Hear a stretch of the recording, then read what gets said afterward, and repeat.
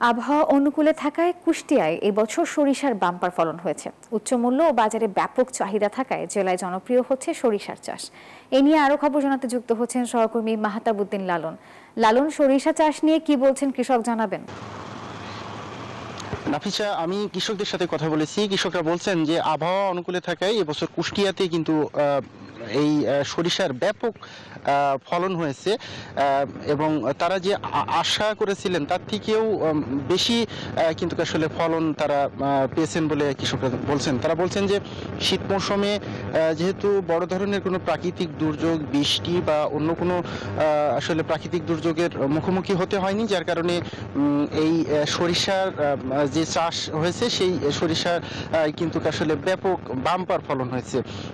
যদিও আসলে ইতিমধ্যে এই সরিষা কিন্তু তারা তুলতে শুরু করেছেন এবং কৃষি সম্প্রসারণ অধিদপ্তর বলছে প্রায় ৮,০০০ হেক্টর জমিতে কিন্তু এই কুষ্টিয়াতে এবছর সরিষার চাষ হয়েছে এবং এই আবহাওয়া অনুকূলে থাকে কিন্তু কৃষকরা ভালো দাম পাবেন বলে কৃষি সম্প্রসারণ অধিদপ্তরের কর্মকর্তারা আমাকে বলছেন। নাফিজা, এই ছিল কুষ্টিয়া থেকে সরিষা চাষ নিয়ে আমার কাছ থেকে সর্বশেষ। লালন, ধন্যবাদ আপনাকে।